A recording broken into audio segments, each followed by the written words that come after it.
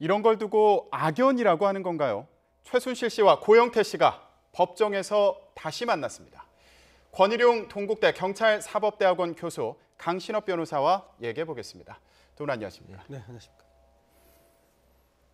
수개월 만에 다시 법정에서 만난 두 사람, 어떤 기분이었을까요?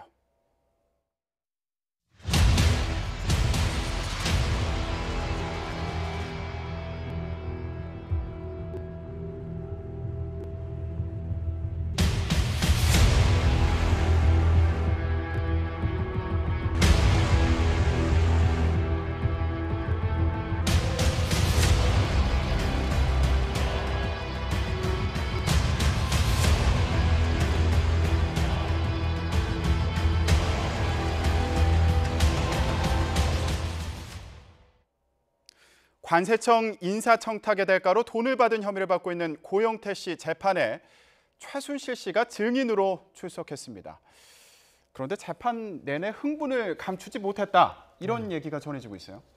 네, 이제 오래간만에 한 9개월 만에 만나는 거죠. 네. 2월 6일 날 올해 그때는 최순실 씨 재판에 고영태 씨가 증인으로 나갔었거든요. 근데 오늘은 반대로 이제 고영태 씨 재판에 최순실 씨가 증인으로 나온 거죠. 네. 근데 그때도 좋지 않은 서로 그렇게 모습을 보였습니다만은 이번에도 서로 째려보기도 하고 내지는 또 흥분도 하고 굉장히 좀 감정적인 그런 모습을 보였다고 지금 얘기가 되고 있는 거죠. 네. 두 사람이 사실은 지금 나온 것처럼 어떻게 만나느냐가 중요하고 어떻게 헤어지느냐가 중요한데 그것들이 좀 이제 꼬여 있다, 이렇게 볼 수 있겠네요. 네. 증인으로 나왔는데 재판 내용을 보면 증언하기 싫다고 말하거나 화를 냈다거나 이런 얘기들이 전해지고 있습니다. 네. 왜 나온 걸까요, 그러면? 그래서 이제 일단 우리가 의사를 전달하고 하는 의미는 꼭 언어적인 표현만을 의미하는 것은 아닙니다. 그래서 아마도 이런 아주 부정적인 태도라든지 자신이 주장하고자 하는 이런 이 비언어적인 표현들을 통해서 내가 메시지를 전달하고 있다, 이렇게 이제 인식을 하고 있을 가능성이 높습니다. 그 메시지라는 게 지금 이 사건과도 좀 연관을 지어서 얘기를 해봤으면 좋겠는데, 일단은 인사청탁 배후에 최순실 씨가 있는 거 아니냐, 검찰은 이렇게 보고 있는 상황이라고. 예, 그렇죠. 지금 최순실 씨가 이렇게 이제 나오지 않으려고 했지만 나왔다라고 하는 얘기를 하고 있지 않습니까? 네. 그거는 여기서 나와가지고 얘기를 하는 것이 자기가 이제 국정농단의 총체적인 어떤 그 책임자로 이렇게 몰리고 있는데 사실은 그렇지 않다는 거죠. 그러니까 고영태 씨가 그렇게 한 것이고 자기도 당한 것이다, 이 얘기를 하러 나왔다고 봐야 됩니다. 네. 그리고 지금 이제 200만 원 부분을 고영태가 상품권으로 최순실 씨한테 줬다 그러는데 자기는 그런 돈을 받은 적이 없다라고 얘기하는 것이죠. 네. 지금 이제 고영태 씨는 2,200만 원을 이렇게 이제 알선수재 뇌물로 받아가지고 챙겼다, 이거는 어떤 혐의를 받고 있거든요. 네. 그 중에서 이제 200만 원은 상품권으로 받아가지고 최순실 씨한테 줬다라고 얘기를 합니다, 고영태 씨가. 그러니까 여기에 대해서 이제 자신은 그런 거 받지 않았다라고 얘기를 하고 있고요. 근데 이거는 작은 거고, 더 큰 거는 여기 나와서 자신이 받고 있는 국정농단의 어떤 혐의, 이런 것들을 고영태 씨 때문에 그런 것이라고 한번 원망도 하고 또 그쪽으로 책임을 전가시키는, 그게 크다고 봐야 되겠죠. 네. 그런 어떤 책임을 고영태 씨에게 넘기려고 일부러 나온 거 아니냐, 이런 해석을 좀 해주셨는데, 최순실 씨 말을 보면요, 고영태 씨가 신용 불량이라고 해서 돈을 줬고 아는 형한테 얹혀 산다고 해서 각서를 쓰고 담보로 3천만 원을 빌려줬는데 이것도 네. 못 받았다. 그런 애한테 200만 원을 받는 게 말이 되냐, 이렇게도 얘기를 했습니다. 네. 교수님, 이런 말을 보면 고영태 씨를 좀 무시한다는 생각이 들기도 하는데 어떻게 봐야 되나요? 예, 상당히 이제 군번이라는 표현 자체가 어떤 의미하는 바가 격이 다르다라는 것을 좀 의미를 하는 경우들이 많습니다. 그래서 단순한 무시보다는 소위 사회적 계층인 너하고 나는 좀 다르기 때문에 그 정도의 금액으로 내가 이런 일을 저지르지 않는다는 것을 강력하게 주장하는 이런 의미로 아마 사용되는 언어적 표현이다, 이렇게 볼 수가 있겠습니다. 네, 사회적인 계층이 다른 사이다, 이렇게 이제 얘기를 했다는 해석이신데, 그러면서 자기가 고영태 씨에게 협박을 당했다, 이렇게 주장하기도 했습니다. 지금 드러난 게 있습니까? 네, 지금 이제 얘기하는 것이 1억 원을 달라고 이제 협박을 했다. 그것을 밝히주지 않으면 박근혜 전 대통령과 최순실 씨의 관계를 모두 폭로하겠다고 얘기를 했다, 이런 얘기를 이제 최순실 씨가 이제 한 거 있고요.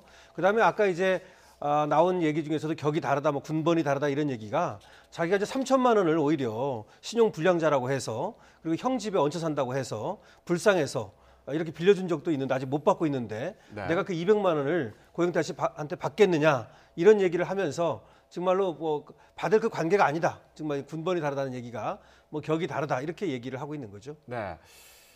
예, 저희가 지금 최순실 씨의 국정농단 사태에 대해서 얘기를 하고 있는데 방금 들어온 소식 잠시 전해드리겠습니다. 남재준, 이병호 전 국정원장에 대해서 검찰이 구속영장을 청구했다는 소식인데요.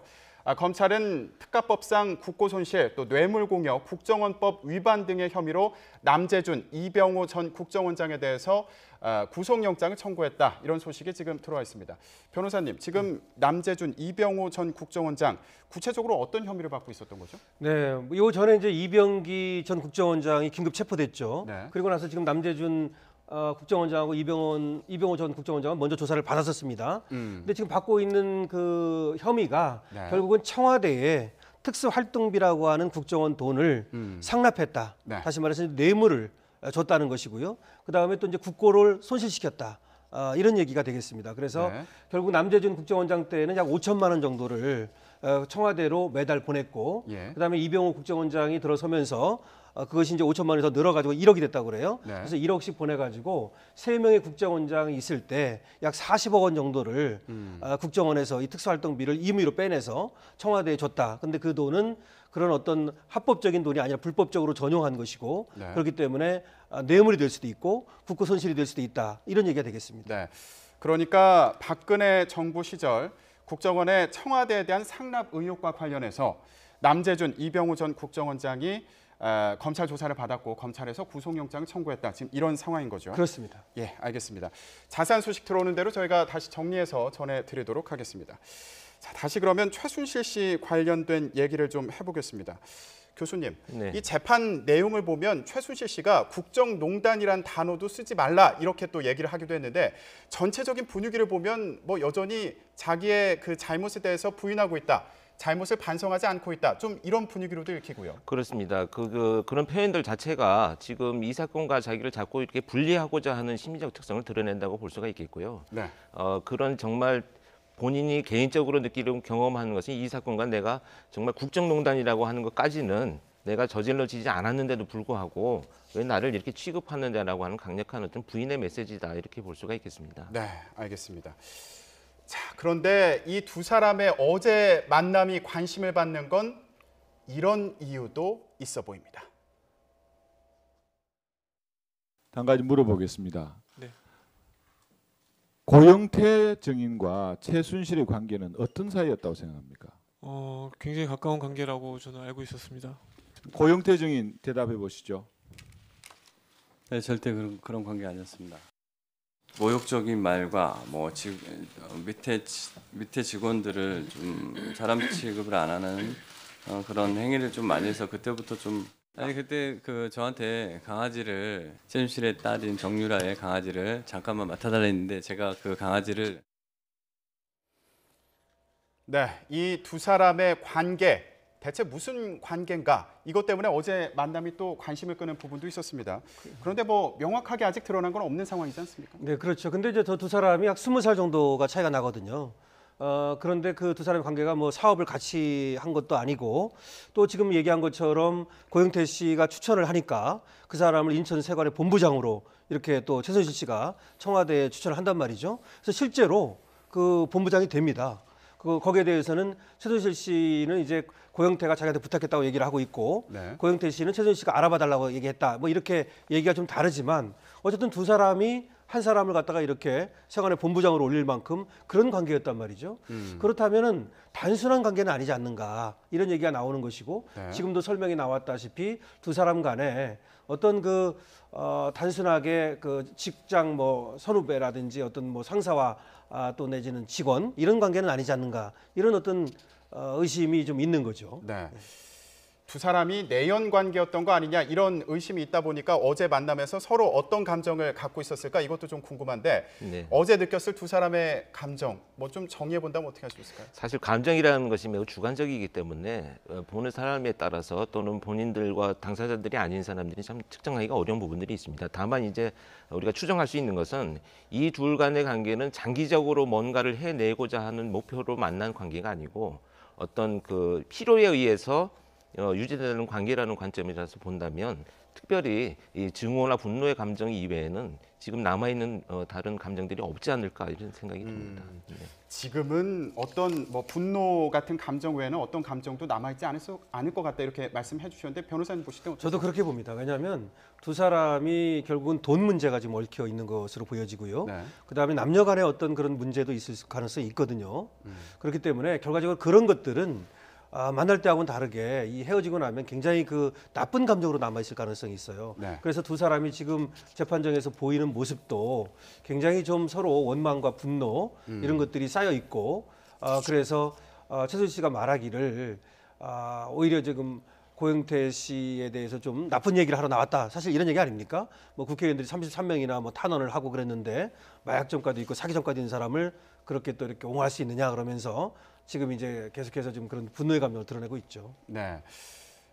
그런데 사실 이 두 사람의 관계에 대해서 뭐 확언할 수는 없지만 호기심을 갖고 바라보는 시선도 있었던 게 사실인 것 같은데 이 관계가 어떤 관계였느냐 이 부분이 뭐 조사라든가 재판이라든가 이런 부분에 영향을 미칠 만한 요소가 있었습니까? 차은택 씨 증언이 이제 중요한 거죠. 차은택 씨가 여러 번에 걸쳐서 얘기하기를 두 사람이 뭐 아침에 가보니까 고영태 씨 옆에서 가보니까 살짝 달라붙어 가지고 아침 식사를 하고 있더라 뭐 등등. 그리고 이제 고영태 씨가 최순실 씨에 대해서 또 이제 원망하는 얘기를 했는데 헤어지고 나서 말이죠. 그래서 고영태 씨가 얘기하기를 최순실 씨 때문에 힘들다. 그러면서 그 힘들다는 말이 결국은 어떤 두 사람 간의 남녀 관계를 의미하는 것으로 차은택 씨 자기는 그렇게 이해를 했다. 이런 얘기를 한 적이 있거든요. 네. 그래서 결국은 두 사람의 관계는 차은택 씨를 통해서 이렇게 얘기가 되는 가운데 뭐 청문회라든지 이런 데에서 지금 나온 것이고 두 사람 입을 통해서 나온 것은 아직은 없죠. 그러면 뭐 어제 재판 과정에서 뭐 추정입니다만 그런 감정적인 부분이 또 엮여 있었던 거 아니냐 이런 얘기도 이제 나오는 상황인데 앞으로 재판 과정에서 두 사람이 또 만날 일이 있을까요? 예, 두 사람이 이제 재판에서 만날 일은 별로 없을 것 같아요. 왜냐하면 뭐 지금 최순실 씨 재판, 고영태 씨 재판은 이제 거의 뭐 마무리되는 것 같고요. 또 2심에서는 또 다시 부르기는 쉽지 않거든요. 이제 박근혜 전 대통령 재판에 나올 건가 하는 것인데 글쎄요, 고영태 씨가 박근혜 전 대통령 재판에 나올 가능성은 많지 않아 보여서 네. 앞으로 좀 뭐 두고 봐야겠습니다. 네. 자, 앞으로 재판은 어떻게 진행되는지 계속 지켜보도록 하겠습니다.